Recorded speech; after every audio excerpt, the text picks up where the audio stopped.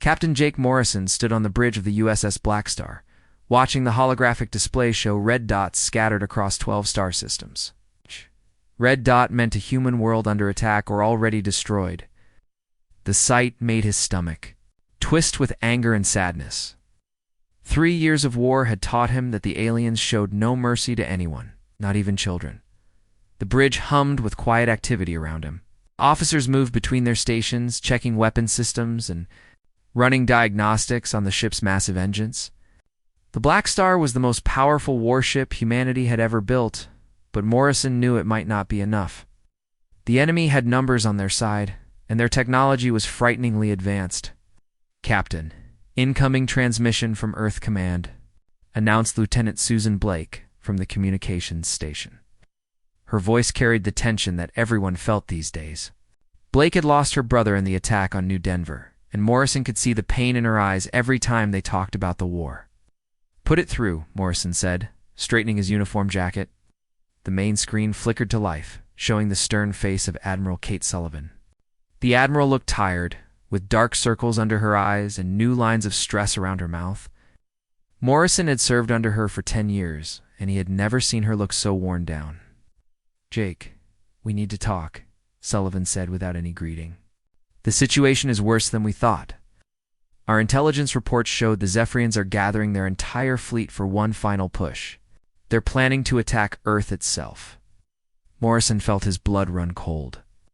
Earth was home to 12 billion people, the heart of human civilization. If the planet fell, humanity would be scattered across the galaxy with no hope of fighting back. "How long do we have?" "Maybe a week, possibly less," Sullivan replied. "They're moving through the Kepler system right now. If we don't stop them there, they'll have a clear path to Earth." The Kepler system was a strategic choke point, the only route large fleets could take to reach Earth quickly. Morrison had studied the star charts many times, planning for this exact situation. "What are our orders?" "Take the Blackstar to Kepler and stop them. I know the odds are against you, but you're our best hope. The ship is designed for this kind of mission." Morrison nodded, though his heart was heavy. He looked around the bridge at his crew. These men and women had followed him through dozens of battles, trusting him to bring them home alive. Now, he was about to lead them into a fight they might not survive. "Understood, Admiral. We'll be ready." Sullivan's expression softened slightly. "Jake, I know what I'm asking of you. But remember, you're not just fighting for Earth. You're fighting for every human colony, every family, every child who dreams of growing up free. The Zephyrians have made it clear they want to wipe us out completely." The transmission ended, leaving Morrison alone with his thoughts for a moment. The war had started so suddenly, without warning or reason. The Zephyrians had appeared in human space 3 years ago, attacking civilian ships and colonies. Their first major strike had destroyed New Denver, killing 2 million people in a matter of hours. When human diplomats tried to make contact, the aliens had responded by destroying 3 more colonies. "Commander," Lisa Grant approached from her station at the tactical console. She had been Morrison's first officer for 8 years, through peacetime and war. Grant was a small woman with short brown hair and sharp green eyes that missed nothing. She had a talent for reading people and situations that had saved their lives more than once. "The crew is ready, Captain." All systems show green across the board. Bobby has the engines running at full efficiency, and Amy has finished her analysis of the latest Zephyrian tactics. Morrison appreciated how Grant never wasted words. In battle, clear communication could mean the difference between life and death. "What's our crew status?" 423 souls aboard, all at combat readiness. "Morale is good considering the circumstances. The crew knows what's at stake." Morrison walked to the center of the bridge, where he could see all the duty stations. The Blackstar was designed around the idea that humans worked best as a team. Every system required multiple people to operate, and every decision was made with input from specialists. It was the opposite of Zephyrian ships, which relied on single commanders making all the choices. At the engineering station, Chief Engineer Bobby Chen was running final checks on the ship's fusion reactors. Chen was a genius with machines, able to coax extra power from engines that other engineers said were already at their limit. He had grown up on Mars, in the orbital shipyards where the Blackstar was built. No one knew the ship better than he. "Did Bobby? How are we looking?" Morrison asked. Chen looked up from his console, his face serious but confident. "The reactors are purring like kittens, Captain. We've got backup power systems ready, and the new quantum drive is running perfectly. We can jump to Kepler in 6 hours." The quantum drive was humanity's newest invention, allowing ships to travel across vast distances almost instantly. It had been developed specifically for the Blackstar, using technology reverse-engineered from captured Zephyrian ships. The drive would let them reach Kepler before the enemy fleet could get too close to Earth. At the science station, Dr. Amy Rodriguez was studying data about Zephyrian ship designs. Rodriguez was a brilliant physicist who had joined the crew 2 years ago. She had developed many of the weapons upgrades that made the Blackstar so deadly. Her work analyzing enemy technology had saved countless human lives. "Amy, what can you tell me about their fleet composition?" Orison asked. Rodriguez pulled up a holographic display showing different types of alien ships. "Based on our long-range sensors, they're bringing everything they have. At least 2,000 vessels, including their biggest dreadnoughts. The bad news is that they outgun us by about 50 to 1. The good news is that their ships are designed for fighting other Zephyrians, not humans." Morrison studied the display, noting the positions of the largest enemy ships. The Zephyrians were a warrior species, standing over 8 feet tall with natural armor and multiple arms. Their ships reflected their nature, built for direct confrontation rather than clever tactics. They preferred to overwhelm enemies with brute force rather than outthink them. "What about their new weapons?" Morrison asked. "They've been upgrading their plasma cannons with some kind of focusing system. It makes their shots more accurate at long range. But they're still vulnerable to our particle beams, and their shields can't handle our quantum torpedoes." The quantum torpedoes were another human innovation, weapons that could phase through enemy shields and explode inside the target ship. They were expensive to build and difficult to use, but they gave human ships an advantage against larger opponents.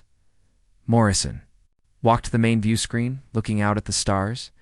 Somewhere out there, an alien fleet was moving toward Earth with the intention of destroying every human in the galaxy. The Zephyrians had made their goals clear in intercepted communications, called humans soft meat, and considered them a plague to be eliminated. "All hands, this is the captain," Morrison announced over the ship's communication system. "In 6 hours, we will jump to the Kepler system to engage the enemy fleet. I won't lie to you about the odds we're facing. They have more ships and more firepower than we do. But they don't have what we have." Morrison paused, looking around the bridge at his crew. These were good people, brave people who had chosen to serve humanity in its darkest hour. They deserved to know the truth about what they were facing. They don't have our training, our teamwork, or our determination. They don't understand that humans never give up, never surrender, and never abandon each other. They think we're weak because we care about civilian casualties and try to avoid unnecessary killing. They're about to learn that our compassion is not weakness, it's strength. The crew listened intently, their faces showing the mix of fear and determination that Morrison had seen before every major battle. These men and women would follow him into hell if he asked them to, and that thought both humbled and terrified him.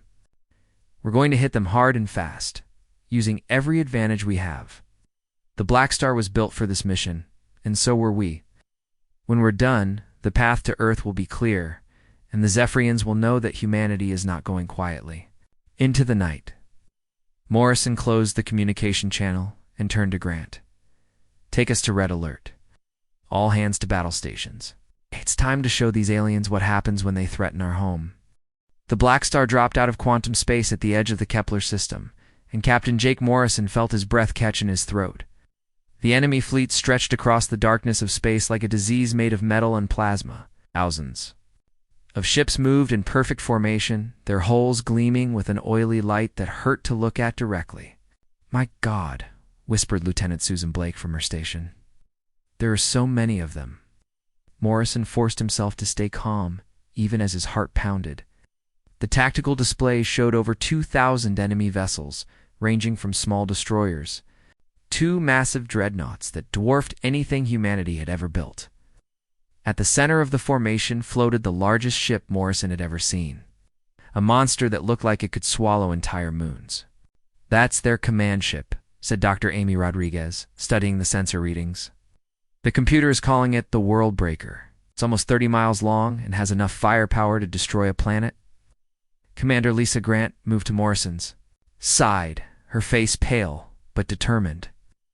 "Captain, we're reading massive energy signatures from their weapons. They're powering up for an attack run toward Earth." Morrison nodded grimly. The Zephyrians weren't wasting any time. They'd come to finish the war once and for all, and they clearly believed that nothing could stop them. The alien fleet was so large that it created its own gravity field, pulling asteroids and space debris into its wake. "Take us to full combat alert," Morrison ordered. "All weapons online, shields at maximum. Bobby, I need everything you can give me from the engines." Chief Engineer Bobby Chin's voice came over the intercom from the engine room. "Reactors are at 100%, Captain. The quantum drive is ready for emergency jumps if we need to get out of here fast." Morrison Appreciated Chen's optimism, but he knew they wouldn't be running from this fight. Earth was depending on them, and there was nowhere else to go. If the Blackstar failed here, humanity would face extinction within days. The enemy had noticed their arrival. The massive fleet began to turn toward them like a vast predator focusing on new prey. Morrison could see plasma weapons charging along the hulls of the nearest ships. The Zephyrians were preparing to demonstrate their superiority with overwhelming firepower. "Incoming transmission from the enemy flagship," announced Blake. "They're demanding we surrender." "Put it through," Morrison said. He wanted to hear what the aliens had to say. The main screen filled with the image of a creature that looked like a nightmare come to life. Admiral Zethkar stood over 8 feet tall, his body covered in natural armor that gleamed like black steel. 4 arms ended in claws that could tear through metal, and his eyes burned with the cold fire of a born killer. "Human vessel," Zethkar said in accented English. "You are foolish to come here. Your species has caused enough trouble in this galaxy. Surrender now, and your death will be quick." Morrison stepped forward, meeting the alien's gaze without flinching. "This is Captain Morrison of the USS Blackstar. You are in violation of human space. Withdraw your fleet immediately or face the consequences." Zethkar's laugh was like the sound of breaking glass. "Consequences. You are one small ship against the might of the Zephyrian Empire. We have conquered 17 species across the galaxy. Your soft meat will make no difference." The transmission ended, leaving Morrison alone with his crew and the impossible odds. They faced. The alien fleet was moving closer, weapons charging for what would surely be a devastating first strike. Morrison had perhaps minutes before the battle began. "All hands, this is the captain," Morrison announced over the ship's communication system. "The enemy fleet is about to attack. Remember your training, trust your shipmates, and show these aliens what humans are capable of when we fight for our families and our home." The first wave of plasma fire lit up the darkness like an artificial sun. Hundreds of alien ships fired at once, sending streams of superheated gas toward the Blackstar. The ship's shields flared as energy cascaded around the hull, but the advanced deflector systems held firm. "Shields holding at 80%, reported Grant. Hull integrity remained strong." Morrison waited until the plasma barrage ended, then gave the order that would change everything. "Target their lead destroyer. Fire the Hellfire cannon." Blackstar's main weapon was humanity's answer to alien plasma technology. Instead of superheated gas, it fired a focused beam of particles moving at nearly the speed of light. The beam lanced out across space, striking the Zephyrian destroyer dead center. The alien ship didn't just explode. It disintegrated, breaking apart at the atomic level as the particle beam tore through its hull. In seconds, a warship that had terrorized human colonies was reduced to glowing dust scattered across the void. The effect on the enemy fleet was immediate. Ships that had been moving in perfect formation suddenly scattered, their commanders shocked by the complete destruction of one of their vessels. And Morrison had seen this before in smaller battles. The Zephyrians were used to fighting enemies with similar technology, not weapons that could unmake matter itself. "Target the next ship," Morrison ordered.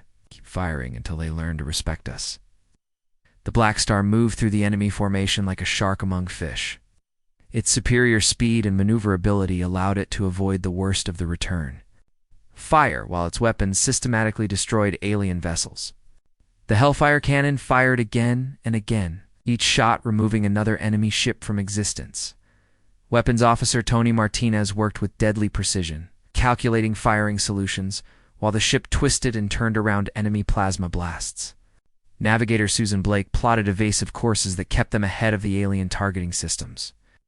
Every member of the crew played their part in the deadly dance of combat. "Enemy destroyers are trying to surround us," reported Grant. "They're using their numbers to box us in?" Morrison nodded. The Zephyrians were adapting faster than he had hoped. Their initial shock was wearing off, and they were beginning to coordinate their attacks. Dozens of ships were moving to cut off the Blackstar's escape routes, while others concentrated their fire on specific sections of the human vessel. "Bobby, can you give me more power to the engines?" Morrison asked. "Already on it, Captain.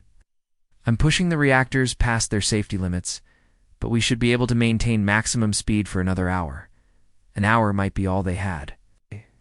Blackstar had destroyed over 50 enemy ships, but there were still thousands left. Even with their superior technology, human crew couldn't fight forever against such overwhelming numbers. Dr. Rodriguez looked up from her science station, her face flushed with excitement. "Captain, I'm reading something interesting. The enemy ships are all networked together, sharing targeting data and tactical information. If we could disrupt that network, their coordination would collapse." Morrison felt a spark of hope. "Ken, you jam their communications? Better than that?" "I think I can overload their network with feedback. It would be like shouting so loud in a room that everyone goes deaf." "Do it," Morrison ordered. Rodriguez's fingers flew over her console, sending a pulse of energy toward the enemy fleet. The signal rode on the same frequencies the Zephyrians used for communication, but it carried a payload of chaotic data that overwhelmed their systems. The effect was immediate and dramatic. Ellie. Alien ships began firing on each other as their targeting systems failed. Others stopped moving entirely as their navigation computers crashed. The perfect formation that had looked so threatening moments before dissolved into chaos. "Now's our chance," Morrison said. "Take us straight at their command ship. If we can destroy the Worldbreaker, the rest of the fleet will fall apart." The Blackstar accelerated toward the massive alien flagship, its weapons charging for the most important shot of the war.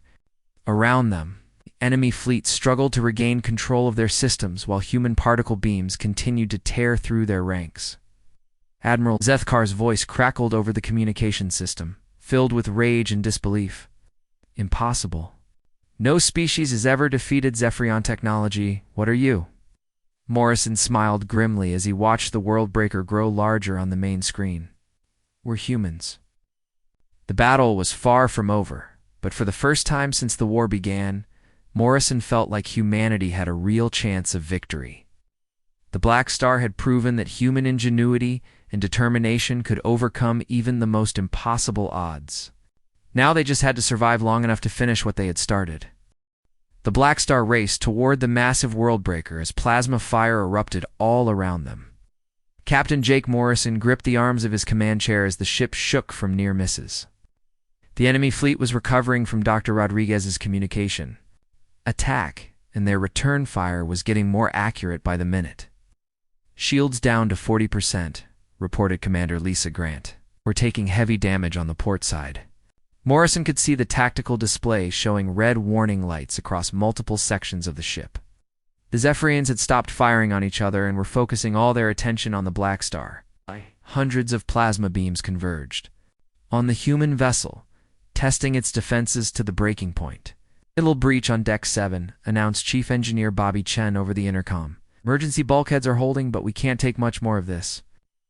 Morrison made a decision that would change the course of the entire war. He turned to Dr. Rodriguez at her science station. "Amy, is the quantum resonance array ready?" Rodriguez looked up from her console, her face pale with worry. The theoretical models look good, but we've never tested it in actual combat. The power requirements are enormous, and if something goes wrong, it could destroy us, along with the enemy. The quantum resonance array was the Blackstar's most closely guarded secret. Hidden deep in the ship's core, it was an experimental weapon that could affect matter at the subatomic level. The technology was based on captured Zephyrian science, but human engineers had improved it far beyond what the aliens thought possible. "What do you need from me?" Morrison asked. "I need all available power diverted to the array. That means shutting down non-essential systems and reducing our weapons fire. We'll be almost defenseless while I charge the system." Morrison looked around the bridge at his crew. These men and women had followed him through dozens of battles, trusting his judgment. Even when the odds seemed impossible, now he was asking them to trust him with their lives once again. "Do it," Morrison ordered. "All hands prepare for emergency power transfer." The bridge lights dimmed as power flowed away from normal systems toward the hidden weapon, the Blackstars. Return fire slowed to almost nothing, and the ship became more vulnerable to enemy attacks. Several Zephyrian destroyers broke through their defensive perimeter, their plasma cannons charging for point-blank shots. "Enemy ships closing fast," reported Weapons Officer Tony Martinez. "They're going to ram us if we don't move." Navigator Susan Blake worked frantically at her station, plotting evasive maneuvers that would keep them alive long enough for the weapon to charge. The Blackstar twisted and turned through space, using its superior speed to stay ahead of the alien ships that were trying to surround it. Dr. Rodriguez bent over her console, her fingers flying across the controls as she calibrated the most complex weapon ever built by human hands. The quantum resonance array worked by analyzing the atomic structure of target materials and then generating frequencies that would cause those atoms to vibrate apart. It was like finding the exact note that would shatter a wine glass, but on a scale that could affect entire starships. "I'm reading massive energy buildup in their core," she said, studying the sensor data from the Worldbreaker. "The Zephyrians are preparing some kind of superweapon. If they fire it, it could destroy half the star system." Morrison felt sweat beading on his forehead. The alien flagship was only minutes away now, growing larger on the main screen with each passing second. He could see weapon ports opening along its hull, revealing cannons that looked like they could punch holes in planets. "How much longer, Amy?" Morrison asked. 30 seconds to full charge?" "But Captain, I'm getting some strange readings. The quantum field is interacting with our own ship systems in ways I didn't expect." Alarms began sounding throughout the ship as the quantum resonance array drew more and more power. The lights flickered, and Morrison could hear the deep hum of the ship's engines, changing pitch. Whatever they were about to unleash, it was pushing the Blackstar to its absolute limits. 20 seconds, Rodriguez announced. "I'm detecting quantum fluctuations in the space around us. The weapon is affecting reality itself." The Zephyrian fleet sensed that something was wrong. Ships that had been closing in for the kill suddenly began to pull back, their sensors detecting energy readings that defied explanation. Admiral Zethkar's voice crackled over the communication system, filled with confusion and growing fear. "Are you doing humans? What kind of weapon is this?" Morrison didn't answer. On the main screen, he could see the Worldbreaker's main cannon beginning to glow with deadly energy. The alien superweapon was almost ready to fire, and when it did, it would vaporize the Blackstar and everything around it. 10 seconds, Rodriguez said. All targeting systems locked on the enemy flagship. The moment seemed to stretch forever. Morrison could hear his own heartbeat in his ears, and the bridge was so quiet he could hear the breathing of his crew. Everything they had worked for, everything they had sacrificed, came down to this single moment. 5 seconds. 4, 3, 2, 1. Firing. The quantum resonance array activated with a pulse of energy that warped space itself. The wave expanded outward from the Blackstar in all directions, moving at the speed of light toward the enemy fleet. For a heartbeat, nothing seemed to happen. Then the Worldbreaker began to shake apart. The massive alien flagship, 30 miles of armor and weapons that had terrorized the galaxy, started to vibrate like a tuning fork. Its hull plates began to separate as the molecular bonds holding them together failed. Weapon systems collapsed in on themselves, and entire sections of the ship simply ceased to exist. "It's working," Rodriguez whispered in amazement. "The quantum field is disrupting their atomic structure." The effect spread through the enemy formation like a plague. Ships that were not directly hit began to suffer cascade failures as the quantum distortion affected their own technology. Destroyers shook themselves apart. Cruisers developed cracks that spread like lightning across their hulls. Admiral Zethkar's final transmission was cut short as the Worldbreaker's command center dissolved around him. That's The alien commander, who had conquered 17 species across the galaxy, was reduced to scattered atoms in the space of a few seconds. The destruction was beyond anything Morrison had ever witnessed. In the span of 5 minutes, over half the Zephyrian fleet was destroyed or disabled. Ships that had seemed invincible moments before were now drifting hulks, their crews dead or dying in the vacuum of space. "My God," breathed Commander Grant. "What have we done?"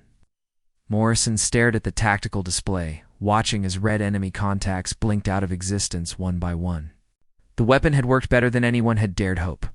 The quantum resonance array had turned the tide of the battle in an instant. But the scale of destruction was almost too much to comprehend. The surviving Zephyrian ships were in full retreat, their formations shattered and their morale broken. These were creatures that had never known defeat, and now they were fleeing in panic from a single human vessel. Some ships were so damaged they couldn't even maintain course, drifting helplessly through space. "Should we pursue?" asked Martinez. Morrison shook his head. "Let them go. They'll carry word of what happened here back to their homeworld. Maybe their leaders will think twice before threatening humanity again." Dr. Rodriguez was studying the readings from the quantum weapon, her face filled with wonder and horror. "Captain, the energy signature from the array is unlike anything we've ever seen. We've essentially created a localized breakdown of physical laws. I'm not sure we fully understand what we've unleashed." Chief Engineer Chen's voice came over the intercom, filled with pride and exhaustion. "The ship held together, Captain. The Blackstar is hurt but not broken. We can make it home." Morrison looked around the bridge at his crew. They had just witnessed the most decisive victory in human history. But the weight of what they had done was settling on all of them. The quantum resonance array had saved Earth and ended the Zephyrian threat. But it had also shown that humanity now possessed the power to unmake matter itself. "Set course for Earth," Morrison ordered. "It's time to go home." As the Blackstar turned away from the battlefield, Morrison couldn't shake the feeling that they had crossed a line that could never be uncrossed.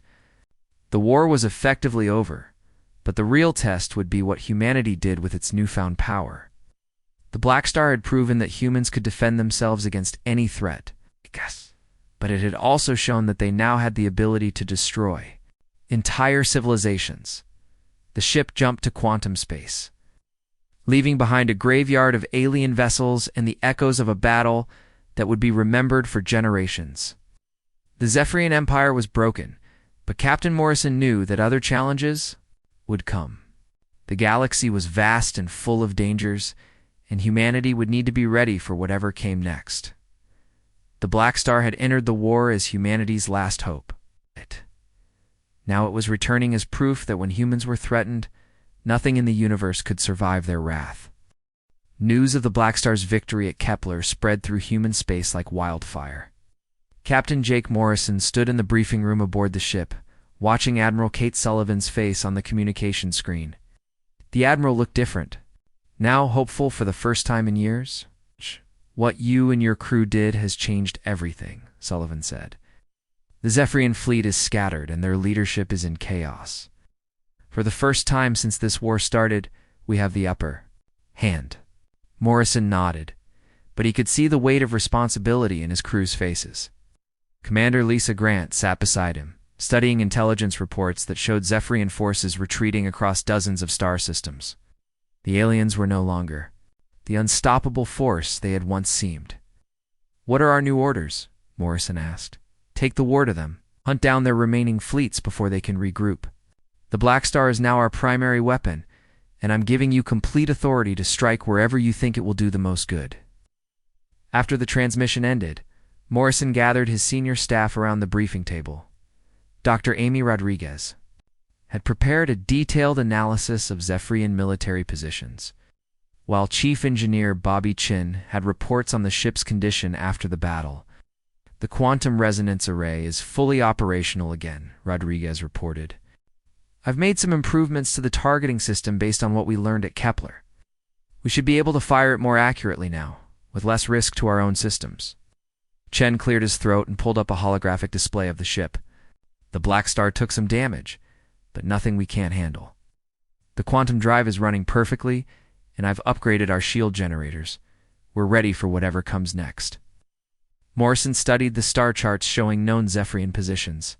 The aliens had military bases scattered across their territory, each one defended by hundreds of ships.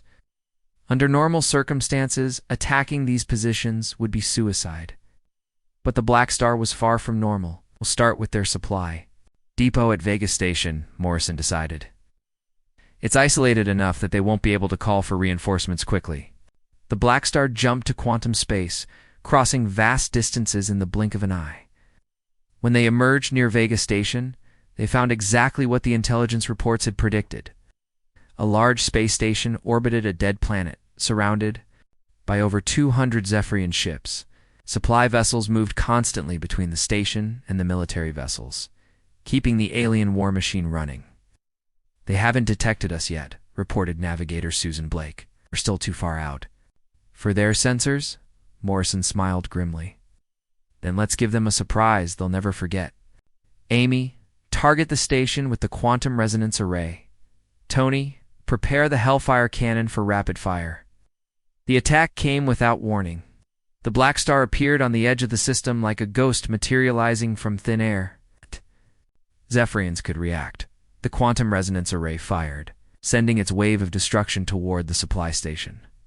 The massive structure, built to supply entire fleets, began to shake apart as its atomic bonds failed.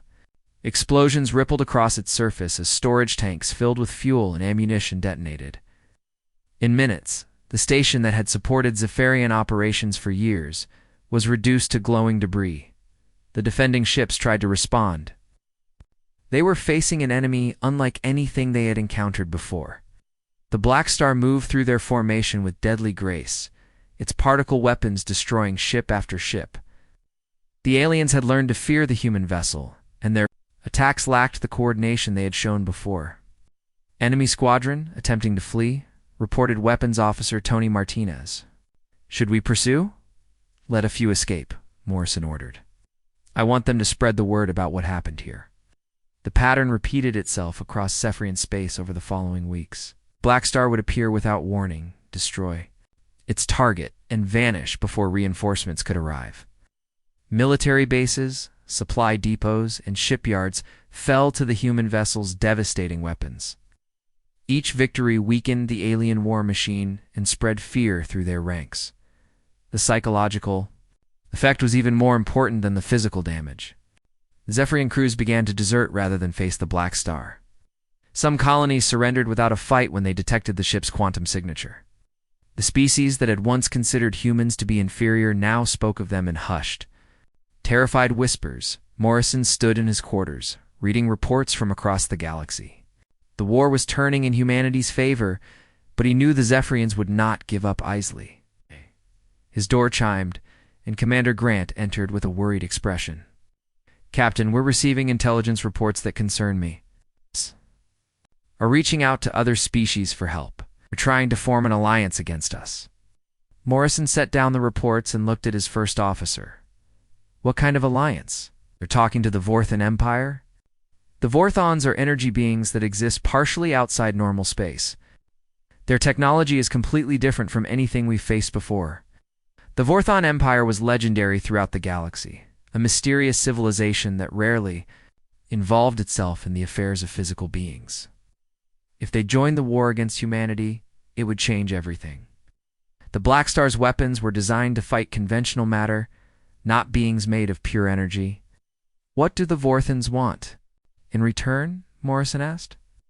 Human prisoners for their experiments. They're fascinated by our brain chemistry and want to study how we think. The Zephyrians are promising them access to captured human colonies. Morrison felt anger building in his chest. The idea of his people being used as laboratory subjects was intolerable. How long before this alliance becomes official? Maybe a few weeks. Our spies report that negotiations are ongoing, but the Vorthans seem interested. Morrison walked to the window of his quarters, looking out at the stars. The Blackstar had won every battle so far, but facing two different alien species with completely different technologies would be a challenge unlike anything they had encountered. We need to accelerate our campaign, Morrison decided. If we can destroy enough Zephyrian assets, maybe they won't have anything left to offer the Vorthans. The next morning, Morrison called his senior staff together for an emergency briefing. Dr. Rodriguez had been working through the night, analyzing Vorthon technology from old intelligence files. The Vorthans can phase in and out of normal space at will, she explained. Their weapons ignore conventional shields because they exist in a different dimension. But they have weaknesses too. They need special equipment to maintain their physical form in our reality. Chief Engineer Chen studied the technical specifications. If we could disrupt their phase generators, they would be forced back into their own dimension. But we'd need to modify our weapons significantly. How long would that take? Morrison asked. Maybe 2 weeks, if we work around the clock.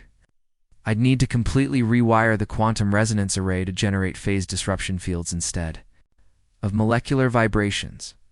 Morrison made his decision quickly. Do it. In the meantime, we'll continue hitting Zephyrian targets. Every ship we destroy is one less asset they can offer their potential allies. The Blackstar's campaign intensified over the following days. The ship struck at targets across the Zephyrian Empire, destroying military installations and breaking the aliens' ability to wage war. But Morrison knew they were running out of time. The breakthrough came when they intercepted a Zephyrian transmission discussing the location of a secret meeting. The aliens were planning to finalize their alliance with the Vorthans at a neutral space station on the edge of their territory. This is our chance, Morrison told his crew. If we can disrupt that meeting, we might prevent the alliance from forming. The Blackstar set course for the meeting point, but Morrison knew they were walking into a trap. The Zephyrians would be expecting them. They would have prepared defenses specifically designed to counter the human ship's weapons. As they approached the target system, long-range sensors detected a fleet unlike anything they had seen before. Conventional Zephyrian ships were mixed with vessels that flickered in and out of existence, phasing between dimensions like ghosts. The Vorthans are already here, reported Blake. It looks like the alliance is further along than we thought. Morrison gripped the arms of his command chair as he stared at the tactical display. The enemy fleet was massive, combining the best of two completely different technologies. The Blackstar would be facing plasma weapons and phase cannons, molecular disruptors, and dimensional rifts. All hands, battle stations, Morrison announced, going in. The ship accelerated toward the enemy formation, its crew preparing for the most dangerous battle of their lives. Morrison knew that failure here would mean more than just their deaths. If the Zephyrian-Vorthan alliance succeeded, humanity would face enemies with the combined knowledge of two advanced civilizations. But as the Blackstar raced toward the waiting fleet, Morrison felt the same determination that had carried them through every previous battle. His crew trusted him. His ship was the most advanced vessel humanity had ever built, and his cause was just. The aliens had started this war by attacking innocent civilians, and now they would learn that threatening humanity always came with a price. The distress signal from New Austin Colony reached the Blackstar while the ship was hunting Zephyrian supply convoys near the Outer Rim. Captain Jake Morrison read the emergency transmission with growing horror.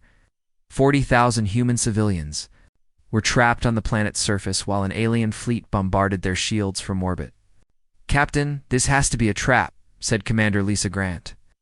"The timing is too convenient, using our own people as bait." Morrison studied the tactical display showing the New Austin system. The colony was isolated 3 days from the nearest human fleet. If the Blackstar responded to the distress call, they would be walking into whatever trap the aliens had prepared. "I know it's a trap," Morrison replied. "But we can't abandon those people. They're counting on us." Dr. Amy Rodriguez looked up from her science station with concern. "Captain, our long-range sensors are detecting massive energy signatures in that system. Whatever's waiting for us there, It's bigger than anything we've faced before. Chief Engineer. Bobby Chen's voice came over the intercom from the engine room. The quantum drive is ready for an emergency jump. If things go bad, we can get out of there fast. Morrison made his decision quickly. Set course for New Austin. Maximum speed. The Blackstar jumped to quantum space, crossing the vast distance to the besieged colony in minutes. When they emerged. At the edge of the system, Morrison felt his blood turn to ice. The enemy fleet waiting for them was beyond imagination. Over 3,000.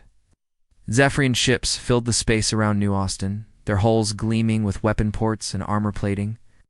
Mixed among them were 50 Vorthon vessels that flickered, in and out of normal space like ghosts. At the center of this massive armada floated something that defied description. "My God," whispered Navigator Susan Blake. "What is that thing?" The structure at the heart of the enemy formation was part space station, part weapon, part nightmare. It stretched for hundreds of miles in every direction, bristling with cannons that looked like they could crack planets. Energy fields surrounded it like a miniature aurora, and its very presence seemed to bend space around it. "The computer is calling it the Deathbringer," reported Rodriguez. "Its reading is a mobile battle station with enough firepower to sterilize entire star systems." Morrison gripped the arms of his command chair as he realized the full scope of what they were facing. The aliens had gathered their most powerful weapons and their strongest allies for this final confrontation. They intended to destroy the Blackstar once and for all, even if it meant revealing their ultimate weapon. "Incoming transmission from the enemy flagship," announced Blake, the main screen filled with the image of Supreme Admiral Kethphos, the ancient leader of the Zephyrian Empire. The alien was even more imposing than Admiral Zethkar had been, with scars covering his natural armor and eyes that burned with centuries of conquest. "Human Captain Kethphos said in a voice like grinding stone, 'You have caused enough damage to my empire. Today, your ship dies, and with it, your species' hope of survival.'" Morrison stood and faced the alien commander without flinching. "Those civilians on New Austin have nothing to do with this war. Let them evacuate, and we'll settle this between our fleets." Kethphos laughed, a sound like breaking metal. "Your compassion is your weakness. Those soft meat creatures below will watch as we destroy your precious ship, and we will finish what we started 3 years ago." The transmission ended, leaving Morrison alone with an impossible choice. He could retreat and save his ship, or he could fight against overwhelming odds to protect the innocent people trapped on the planet below. His crew waited for his decision, their faces showing the same mixture of fear and determination he felt. "Hands, this is the captain," Morrison announced over the ship's communication system. "We all knew this day would come. The enemy has gathered everything they have to destroy us. The odds are against us, but we've faced bad odds before. Those people down there are counting on us to stand between them and annihilation." Morrison paused, looking around the bridge at the men and women who had followed him through every battle of the war. "We're going to hit them with everything we have. We're going to show them that humans never give up, never surrender, and never abandon each other. Today, we make our final stand." The battle began with the Vorthan ships attacking first. Their phase weapons ignored the Blackstar's shields, striking directly at the hull with energy that existed partially outside normal space. The ship shuddered under the impact, but the modifications Chen had made to their defenses held firm. "Phase shields are working," reported Grant, deflecting about 60% of their attacks. Morrison ordered a full offensive, targeting the Deathbringer while they still had mobility. The Blackstar cut through the enemy formation like a burning sword, its weapons destroying everything in its path. The Hellfire cannon punched through Zephyrian shields while the modified quantum resonance array created zones of destruction that consumed entire squadrons, but the enemy was ready for them this time. Zephyrian ships armed with new quantum torpedoes began finding their mark, causing cascading failures throughout the Blackstar systems. The ship's lights flickered as power conduits overloaded and emergency alarms sounded on multiple decks. "Breach on Deck 12, reported Chen. "I'm sealing it now, but we can't take much more damage." The Blackstar pressed forward, fighting through walls of plasma fire and phase beams that tore at its hull. Rodriguez worked frantically to target the Deathbringer's weak points, while Martinez coordinated their weapons fire. Every member of the crew pushed their systems and themselves beyond their limits as they closed on the massive battle station. Morrison realized they had only one chance left. The Deathbringer's main weapon was charging, preparing to fire a blast that would vaporize everything within a light-year radius. If it fired, the Blackstar and New Austin colony would both be destroyed. Bobby Morrison said into his communicator, "I need you to overload the fusion reactors."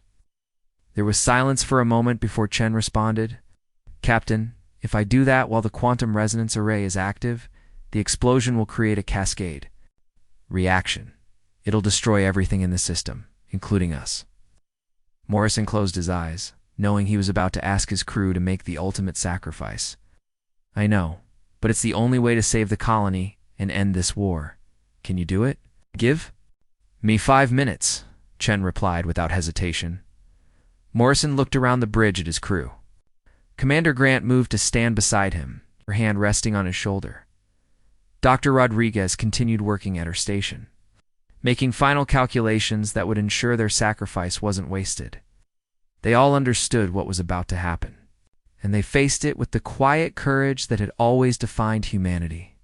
"All hands, prepare for final assault," Morrison announced. "It's been an honor serving with all of you." The Blackstar's weapons fired one last time, punching holes in the Deathbringer's armor as the ship drove straight toward the battle station's core. Around them, the combined alien fleet concentrated all their firepower on the human vessel. But it was too late to stop what was coming. "Reactors overloading," reported Chen. 30 seconds to cascade failure.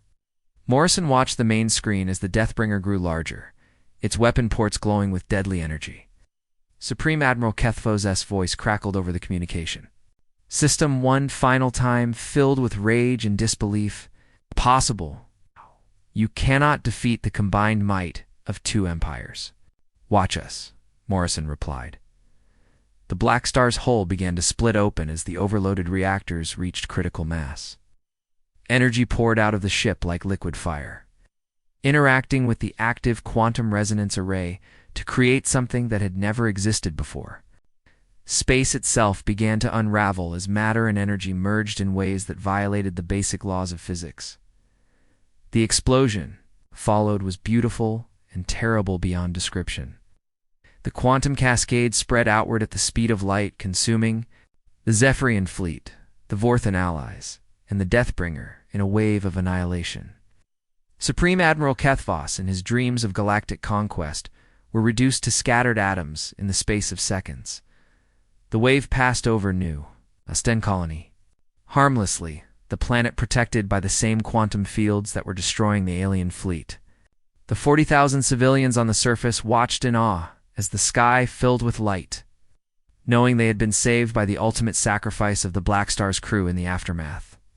Only empty space remained where the greatest fleet in Galactic history had once floated. The Zephyrian Empire was broken forever, their leadership dead, and their military destroyed. The Vorthan alliance crumbled as the energy beings retreated to their own dimension. Unwilling to face the wrath of a species that could unmake matter itself, the war ended not with treaties or negotiations, but with the simple understanding that humanity would never be threatened again. Across the galaxy, species that had once considered humans to be weak now spoke of them with respect and fear. The sacrifice of Captain Morrison and his crew had secured humanity's place among the stars. On Earth, Admiral Sullivan stood before a memorial wall bearing the names of the Blackstar's crew.